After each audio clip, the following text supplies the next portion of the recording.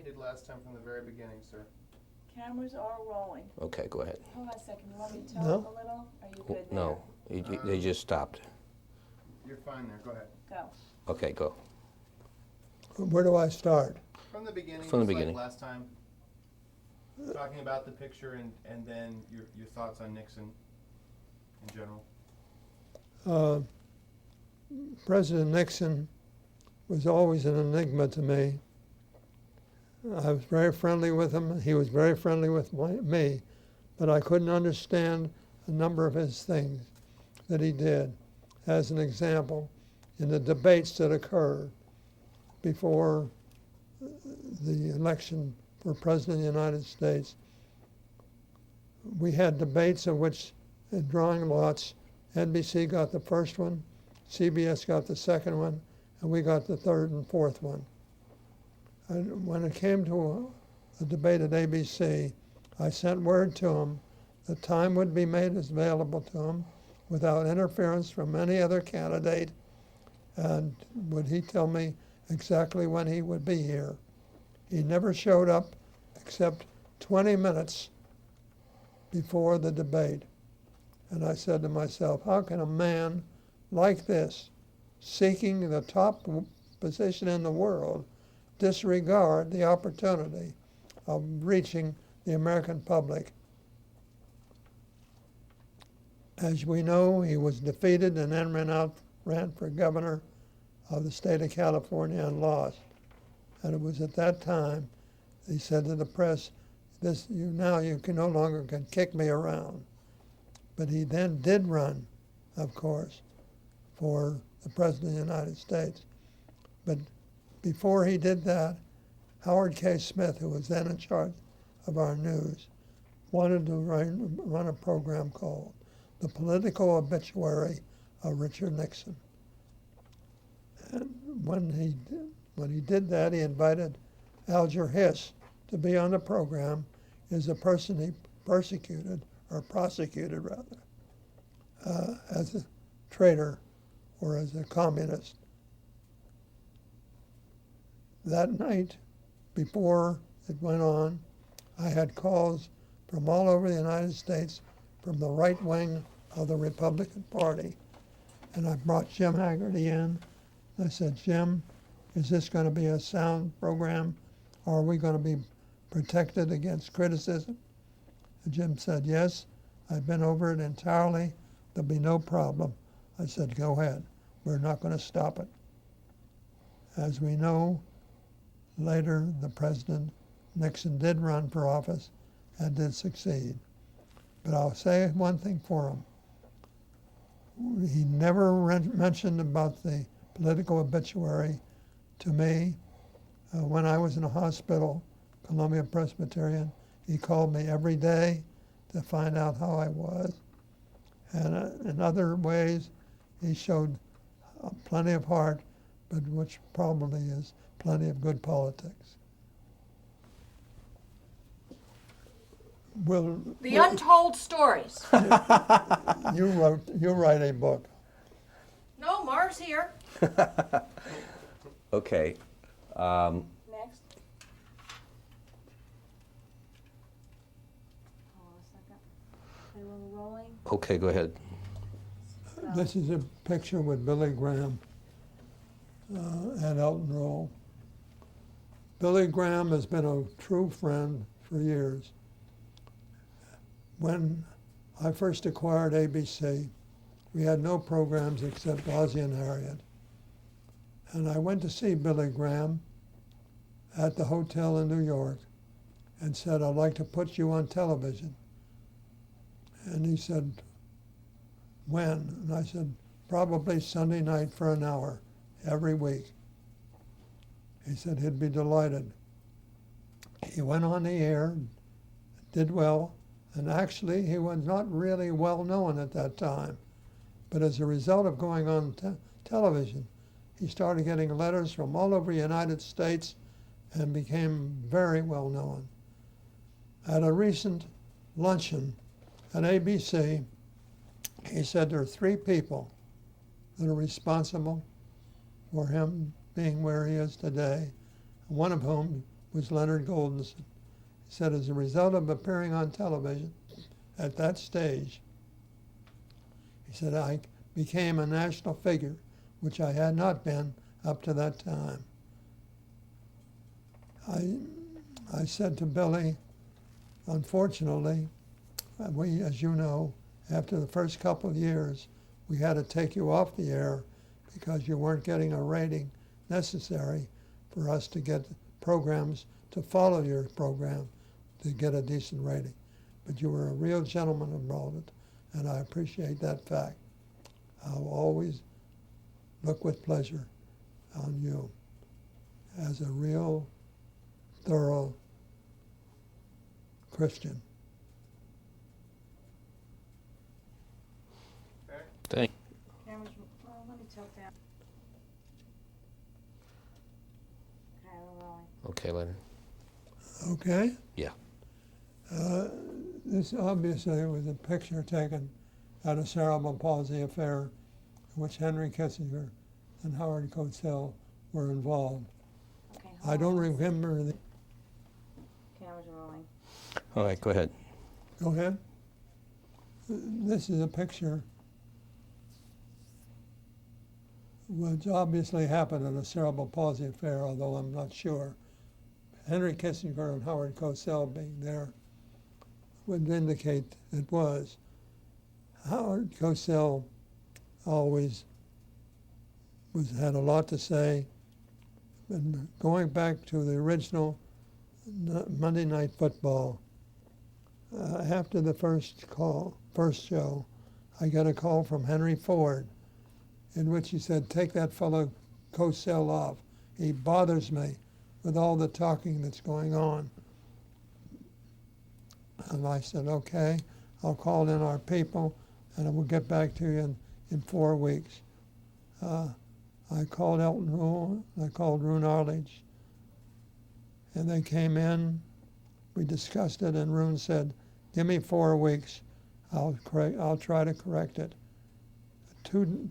Another week, I had a call from Henry Ford stating that I now enjoy the talk goes on between the people, and I'm withdrawing my objection. Howard Cosell has always been eternally grateful for that, and he thinks that I'm his real friend, which I was. But I do say to him, and I said to him on the galley of his last book, Howard, you're trying to kill off too many people. You're going to end up with no friends. Well, the answer is he did end up with a lot of enemies, which is unfortunate. As far as Henry Kissinger is concerned, he's always been okay with me.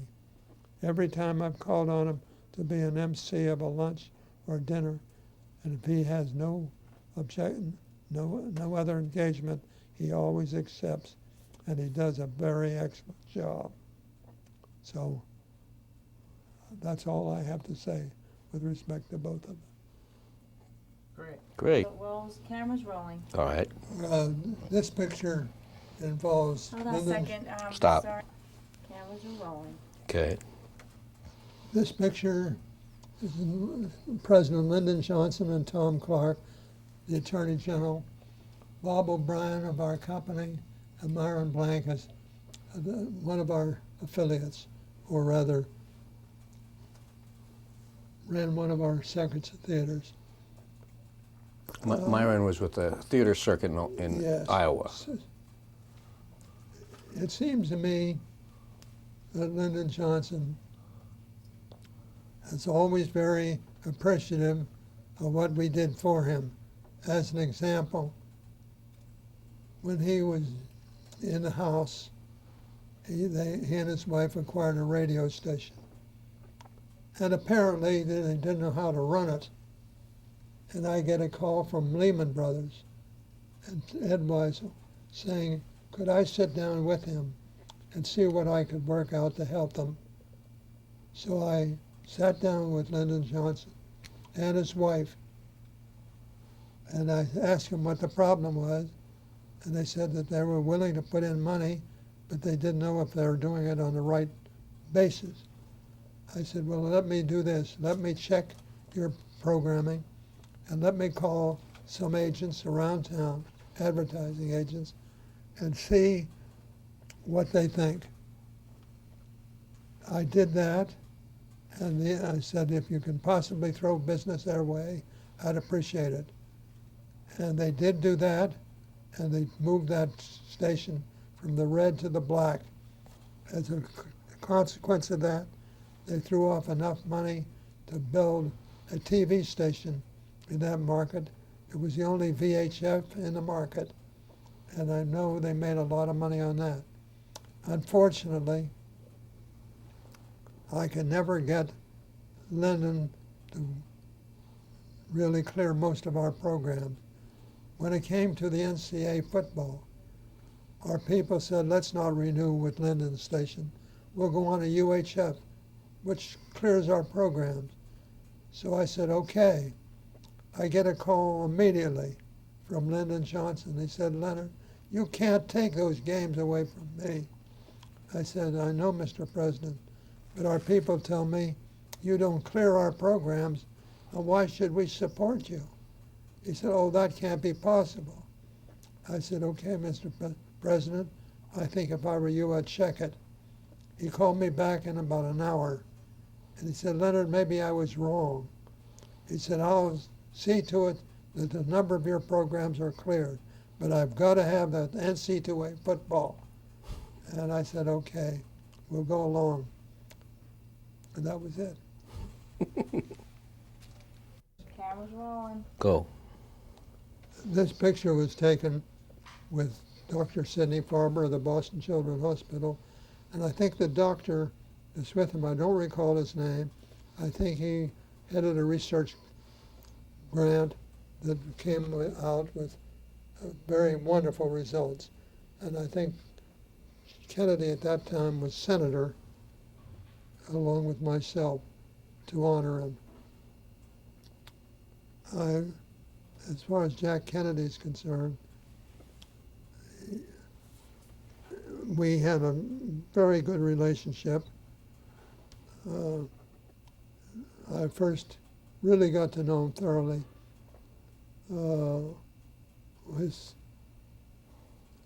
He appeared on the Mike Wallace program on ABC on a Saturday night. And Mike Wallace had interviewed a reporter who said that Kennedy had not written Profiles in Courage, but had used a person to do it for him, and he accepted credit for it. John Coleman, who was the head of our executive committee, got a call that night immediately after from Jack Kennedy's father and said, I want to meet with Leonard Goldenson first thing Monday morning. And he said, I'd like to have my son and the lawyer meet with them. I want to go into this thing because it's wrong. So over the weekend, I made a lot of checks and found that really it probably was not properly carried out, but we wanted to find out basically what was the facts. I called our news department in Washington, and I called our news department in New York together, and I said, we've got to analyze this thing to know what's what. We found that actually Kennedy's speechwriter had a few too many drinks, and probably over a conversation that Drew Pearson, who was the man that was interviewed, found that he had not written Profiles in Courage. But basically, when we called this man in, he admitted that he was wrong, that he had too many drinks, and that Kennedy actually had written Profiles in Courage. Accordingly, we put on all the trays, the president of the network, to apologize. That Kennedy was starting to run for president of the United States. You need to repeat that. Mhm. I thought we were done. What's So, that? what did that indicate? Okay. Well, you can if you want, but we were going to ask him that question in the interview anyway. What do you want to do? What's that? Right. When we do the formal interview, Yeah. we'll pick up the second part of that story, Okay, where he's sitting in your office and he won't leave until he talks. right. Okay, so we'll pick that up later. And right now you got a cut tape, do you? Yeah, we're good. Ready Yeah. anytime you want. Well, I was looking at the lady with the camera. Are you ready? Well, Yeah, that- we're good. All right, whenever you're ready. I mean, Go ahead. Tell us about Rupert. Okay, you ready? Mhm. Rupert Murdoch is a wonderful person, and I'll tell you a little about his background. When he graduated Oxford or Cambridge, his father had died, and he inherited half of a newspaper and all, and I think half of a radio station. But he wanted to get into television. And so he flew into New York and he made an appointment to see all three networks. But fortunately, he came to see us first. And after talking to him, I said, Rupert, we'd like to buy a piece of your business. And he said, well, the most anybody can have is 15%, but I'll try to get you 6%. And I said, okay, whatever it is, I'll take it, which I did. So we ended up in 6%. He said, why don't you come to Australia and I'll show you what we've got. And Isabel and I flew there,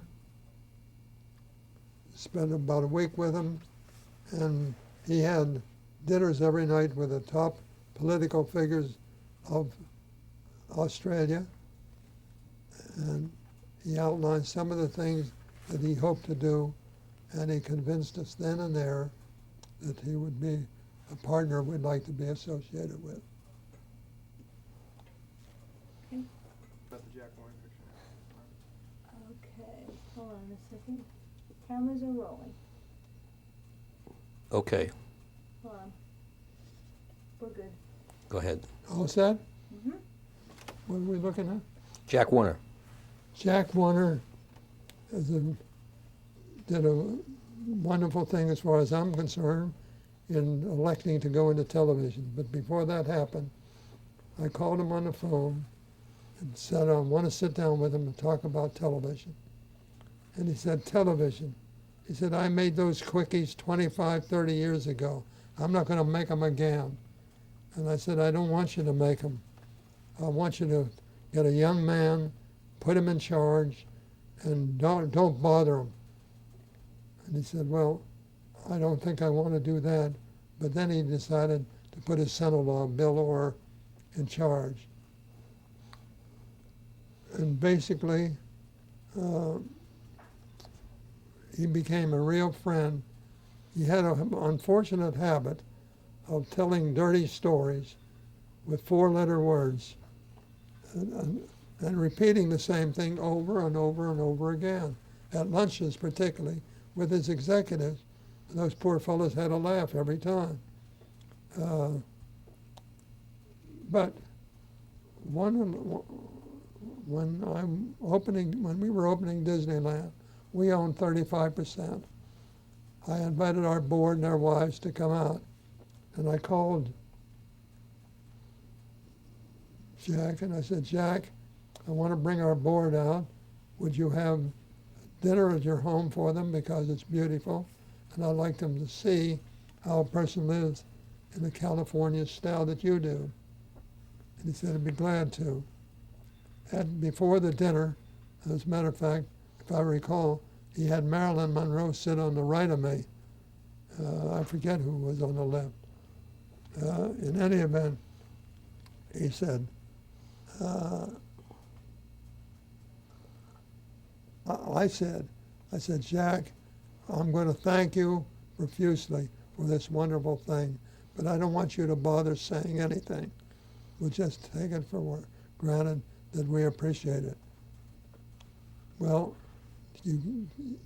I thanked him, and I got up, and Jack got up, and he started talking. Every word and every other word was a four-letter word. He absolutely was brutal. The people, the women particularly, had to listen to this, and nothing I could do to stop him. But that was Jack Warner.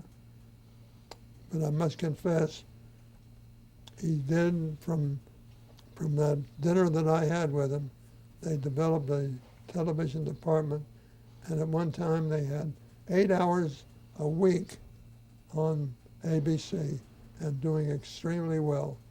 I'll cover that later. Great. Ready, Leonard? Yeah, ready? Go ahead. Ready. This is Ted Koppel and Tom Murphy, who was the head of ABC at the time. Ted Koppel, I originally met him when he was in charge of our television station, our news bureau in Hong Kong. He started out as a young fella, and actually, when it came to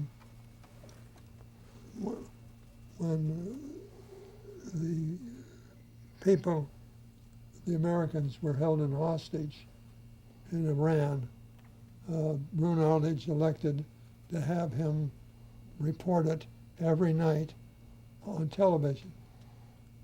As a consequence of that, he got to be knowing well, and he is outstanding today as a news reporter. He gets everybody he wants. He doesn't treat them with kid gloves. He reaches a point where he gets his point across, and they appreciate the way he approached it. We're very fortunate to have him as one of our news reporters, because Nightline has developed a tremendous audience, and one we're very proud and pleased about. Leonard, was Ted Koppel in Hong Kong when you went to China after Nixon opened China? Yeah. No? Was Koppel there? I believe so, yes. Yeah. So did he cover that? Yes, So that was the first time you met him. yes. Thank you. But I made, over a period of time, I used to have meetings once a month or once every 6 weeks at the News Bureau in Washington. And he would always attend. I got a chance to discuss things with him on a regular basis. He's a terrific piece of manpower. Go ahead and get the flag in it at the top of it, too. The American as well. Are we rolling? Rolling. Leonard, as the head of a broadcasting company, you had an unusual access to presidents. How did that work? They called you, you called them. There's one now. Yeah. Stand by and Steve? action. Rolling. As the head of a broadcasting company, you had an unusual access to the President of the United States, whoever that might be. How did that work? Did they call you? Did you call them? And if they called you, what did they want usually? Usually they'd call us. And usually what they'd want, they had a problem with the Senate or the House or both, and they wanted all the help they could get publicity-wise, and they used to put as much pressure as possible on the three networks, and as well as, I suppose, other media. Nevertheless, you were able to form personal relationships with nearly every president since Franklin Roosevelt. Well, I had a personal relationship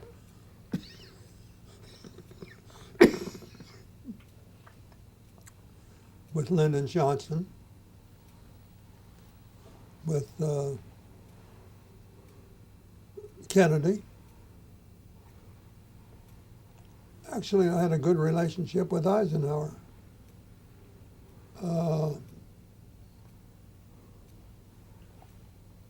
Nixon, I had a good relationship with him.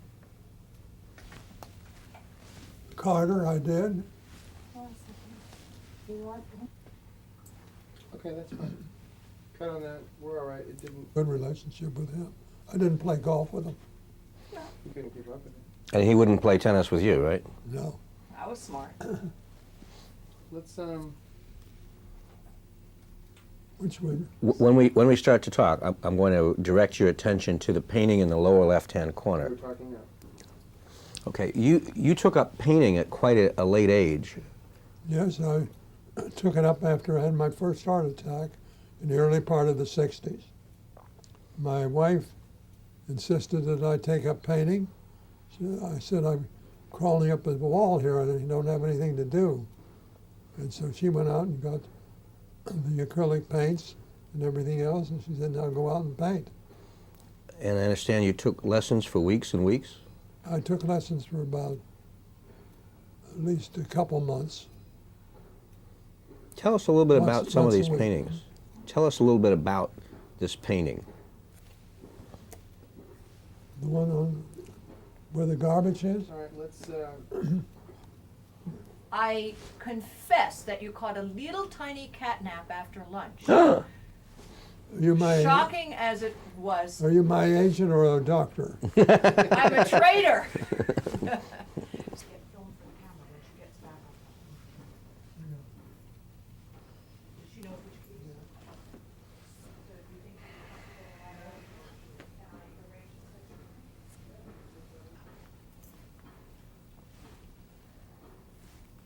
He falls asleep. He always has been able to fall asleep anywhere, everywhere. Takes a 10-minute nap. Always taking little naps. It's the secret to being able to work 24 hours. Yeah, he never slept that. Oh, I mean, he was trying to go to bed last night.